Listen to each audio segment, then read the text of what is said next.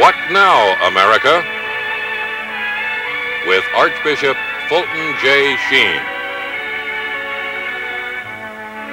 And now, Archbishop Sheen.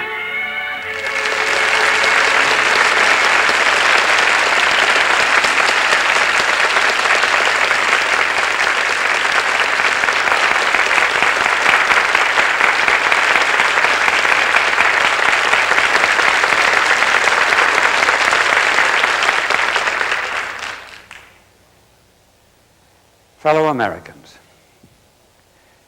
as I wait off stage, I hear you enjoying yourselves. And I think to myself, isn't it terrible to go out and stop all of that fun? I'm reminded of a 7-year-old boy who had never spoken a word in his life until one morning at breakfast. Parents had done everything to get him to speak. One morning at breakfast, he said, "This cocoa's cold." And the parents said, "Why didn't you talk before this?" He said, "Up till now, everything was okay."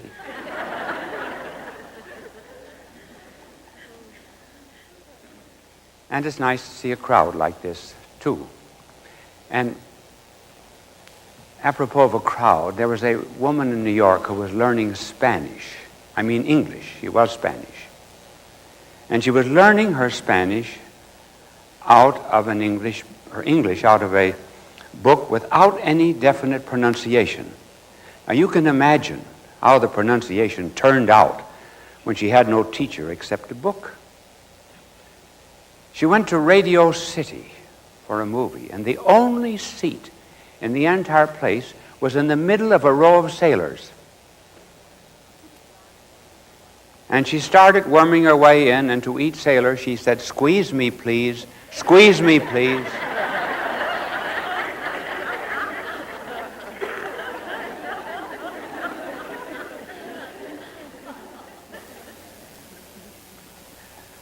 This is another in the series of What Now, America, and we are concerned in this particular telecast with the vacuum and the emptiness in American life. We're beginning to be glum, not as lighthearted as we used to be. One of the very telling statistics about this is the growth of suicides among the young. Under the age of 19, suicides among the young have increased 200% in the last 2 years. One girl, 18, left a note after she committed suicide, and she said, "Life is garbage. People are garbage. What's the use of living?"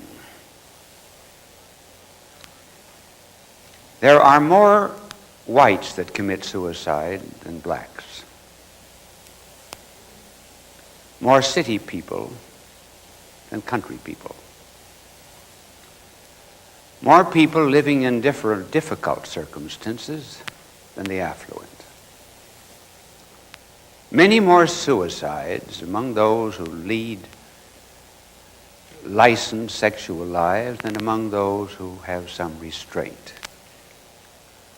More suicides among Americans than among Russians.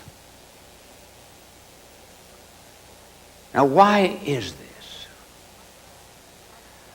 Well, partly, I think, because, as Dr. Menninger said, some people commit suicide because they have a desire to kill. Now, they do not wish to kill themselves, but they've been disappointed in love. And so their aggression comes out against themselves when they would like to be aggressive against another. A perfect example of this is the Mark Twain story of Tom Sawyer. Tom Sawyer thought one day of committing suicide by throwing himself into the Mississippi River. He said, "Just think of what my aunt will think. I can see her crying and saying, 'Oh, if I'd only been better to little Tom.'" The aggression was really directed against her. I heard of a suicide of a young husband who took his own life simply because he wanted to be aggressive against his wife, who was rather good to him. And a second reason for suicide that is given is the desire to be killed, and that's because there's guilt in the human soul. A perfect example of that is Judas, who sold his master for about $17.40. A perfect example of how divinity is always betrayed out of all proportion to its due worth. He could have sought pardon, but he did not, and so he took a rope and went out and walked the cold, hard earth. The rocks seemed just as cold as his own heart, and every limb of a tree seemed to be a finger pointing. Traitor. And every knot in every tree seemed to be an eye. So he hanged himself in despair. Then another reason for this gloom and vacuum in American life is our literature, which is one of despair. Have you noticed that many stories and novels do not conclude, they just end? Take, for example, the drama of Sartre, Huis Clos. Here are some men in hell, and each of them is concerned only with his own aches and pains. He has no interest in his neighbor, and his last line is, each neighbor is waiting to talk about himself. The last line is, my neighbor is hell. Why? Because he stands over against me. He limits me. He's a non-me. And the ego is everything. Then the play Sisyphus, which was based upon the old legend of Sisyphus pushing a rock up a high mountain. And whenever he got near the top, the rock fell back. And then he would push it up again. And the process went on endlessly, and that is life. Never achieving a goal or a purpose. Was it not T.S. Eliot who said that the world will end not with a bang, but with a whimper? And typical of this despair, the novel, The Factory on the Other Side of the River. There's one factory on one side of the river where great rocks are ground up into very fine powder. Then they're transported to the other side of the river, and on the other side of the river, they're made into big rocks. Then they're shipped back to the first factory to be made into powder again, and the process continues endlessly. This is the despair of modern literature and the modern world. We're going no place. It's not like the tragedy of the ancient Greeks, for tragedy was always in a plan. Now ours is without a plan or a purpose. We do not have tragedies such as Shakespeare wrote about, or Hamlet when he debated to be or not to be. That is the question. And he went on to say, for who would fardels bear, to grunt and sweat under a weary life, but that the dread of something after death? That undiscovered country from whose bourne no traveler returns puzzles the will and makes us rather bear the ills we have than fly to others that we know not of. That's tragedy with a plan. Now, what are we to say to fellow Americans about this vacuity in modern life? Well, we'll try to give some answers and some hopes. One thing I believe that we have to do in our American life is to get rid of our depth psychology, our constant analysis. Do you know what has happened in our modern life, modern science? No, this is the way the world used to be. The world used to be thought of this way: a heaven and an earth and a hell. That merely meant, I'm going someplace. I ought to go someplace. This is where I am. And if I do not do as I ought, well, then I could end up rather badly. It was a big universe. It was immense. You know what has happened today in our psychology? We've locked up. The only perfect thing I can draw is a circle. That's not bad. Just forget this. What they've done is moved the universe into the mind, and this becomes the superego. This becomes the ego, and this becomes the id. So, for relief, we're constantly analyzing the id. It's a sewer. It's an old cellar, and we throw old clothes and old pots and pans down there. And the result is that life has been dammed up. We're inside a prison and we've never tried the door. The door is open. Actually, what we need is not a psychoanalysis. We need in life a psychosynthesis. We need to put life together. And we're only going to get out of this cellar existence what we threw into it anyway. We should be concerned about the top of life, not with the bottom. And this constant emphasis on the locked mind, as if there were nothing more in the universe than this brain of ours, makes us very much like a child in a womb. If one of the protagonists of this theory went to a child in the womb, he would argue this way: you're locked up in darkness. Now forget that there's another life. There isn't another life.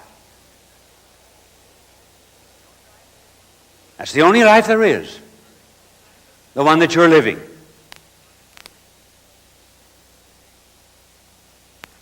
Now, if the child could speak, do you know what the child would say? What do you mean there's no other life than this? Look at my legs, all cramped up inside of this womb. They were made to walk. I can't walk in here. Somewhere there must be goals and a way that I can pursue. I have eyes. These eyes can see nothing, but they were made to see. Maybe there are mountains, maybe there are rivers and lakes, maybe there are beautiful things for me to see. Otherwise I wouldn't have these eyes. My hands, useless here, closed, meant to open, fingers. Maybe I could be a Bach, Beethoven, Michelangelo. That's what the child would say to anyone who said, "Oh, this is the only life there is and you're locked up in it." And so we say, I'm in the womb of time, and this is not the only life there is. There's another. I've got an intellect that's made for truth. And somewhere there is a truth. Not just options, not just opinions, not points of view, but an absolute to which I can make an eternal commitment. I wouldn't have a will that pursues goodness and beauty if there was not a beauty that leaves all other beauty pain. And the life that I want, there must be therefore another life than this, otherwise I would not yearn for it. And so one of the ways, therefore, to escape from the boredom and the thraldom of life is to begin to synthesize our existence and not think of ourselves as locked up eternally in this womb of time. That's one way to escape the boredom. And another way, which is immediately related to it, is to discover the purpose and the goal of life. Now, while I'm talking to you about the goal in life, I have a little angel that just came down that's going to clean the blackboard. Isn't that interesting? See, that's the great advantage, too, of living in a bigger world than this little thing with an id at the bottom. I say to discover a purpose and the goal in life. One of the greatest psychiatrists in the world who has given us a real philosophy of life, because he lived through 2 concentration camps and who should have despaired, was Viktor Frankl, a Jewish neurologist of the University of Vienna. He went through a Nazi concentration camp, a Soviet concentration camp. And he developed a psychiatric theory called Logotherapy, the curing of the ills of life by finding goals and purposes and meaning, even in trials. He certainly had a great trial, and when he was a fairly young professor, he told me, he was invited to come to America to teach in one of our American universities his theory of psychotherapy, a logotherapy rather, not psychotherapy, logotherapy. Logos meaning and therapy cure. But he had a difficulty. Hitler was killing the Jews. His father was still living. Should he leave his father in Vienna to be killed by the Nazis, or should he take this job in America? He went over to the Church of St. Stephen in Vienna, prayed for an hour for an answer, and apparently he received none. He came back to his house, and that evening at dinner, he said to his father, "What's that piece of marble over there?" Oh, his father said, "I was out walking this afternoon, and I rummaged among the ruins of the synagogue that Hitler burned. And I discovered this block of marble." He said, "Did you read what is on it?" The first Hebrew letters of the commandment, "Honor thy father and thy mother." So Dr. Frankl stayed in Vienna. And because he was a distinguished neurologist, Hitler did not kill him, and he closed his own father's eyes in death. No wonder he developed a therapy of meaning, simply because he had it in his own life, and in an eminent degree. I met a man once who told me that Dr. Frankl saved his life. He said, "I was in this Nazi concentration camp and we were being persecuted. And this particular day I stayed in bed, and Dr. Frankl came to me and said, 'Get up. You've got to live this day. You've got to meet this challenge. Shave, even though you have to do it with a piece of glass.' And from that time on, he said, my life was transformed. Later on, he escaped. As a matter of fact, I appointed him a professor in seminary, which I had charged once. So here is psychiatry coming to our aid and saying, you'll get over all of this gloom and despair if you've got a purpose and a meaning in life. See, despair comes because too many people are gyroscopes instead of radars. Now, on every plane, there's a gyroscope. And there's a radar.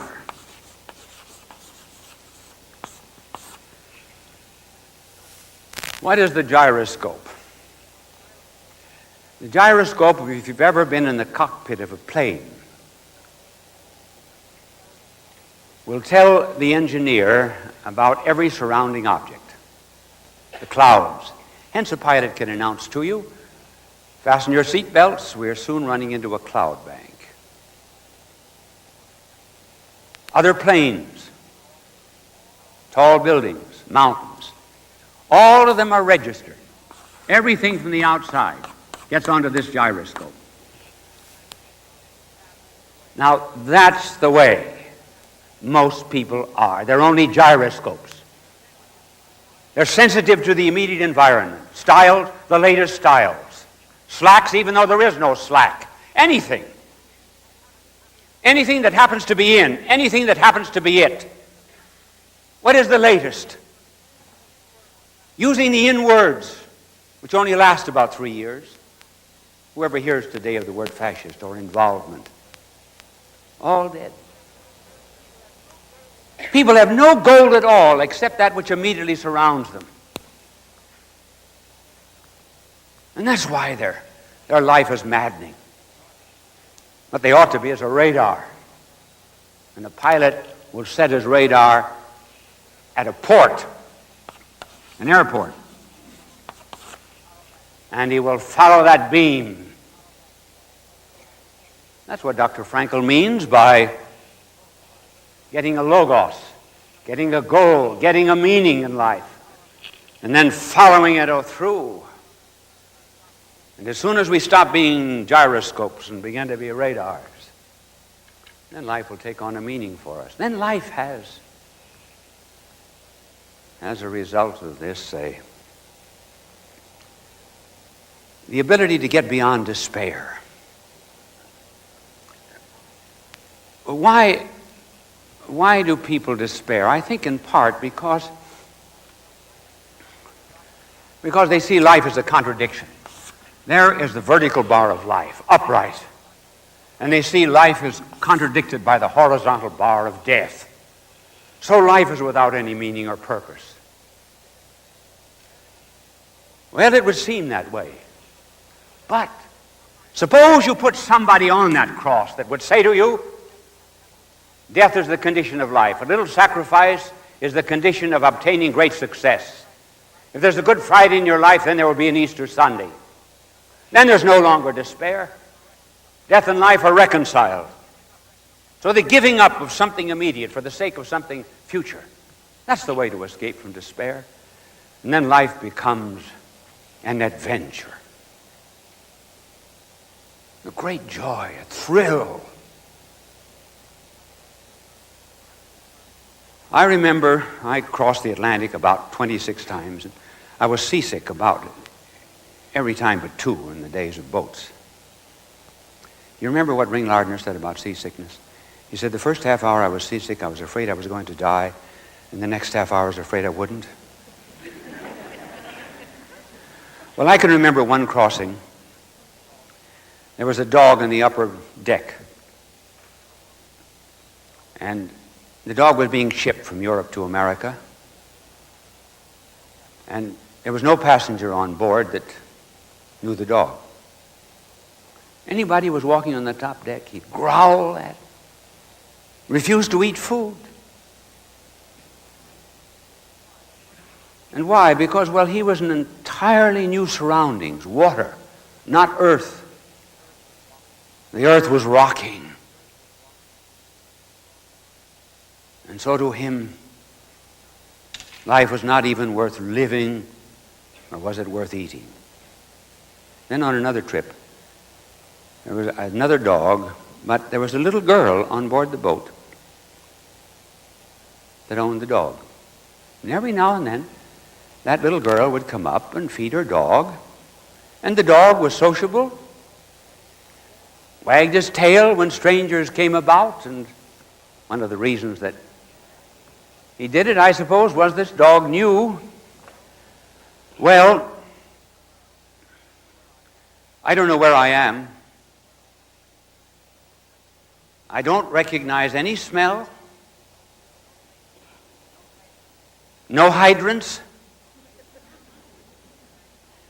But I know that my little mistress would not have put me on this boat unless she was going to get me out of it. And so I will resign myself. She knows best. She's always been good to me. And someday I'll get to my native life. So the dog was normal. Life becomes an adventure, you see, when you have a goal. Many people are like that dog. They don't know why they're here. They don't know why they're going. Life is confusing. And others, well, they have a goal and a purpose. First of all, they have an immediate task to perform. And even though there be difficulties,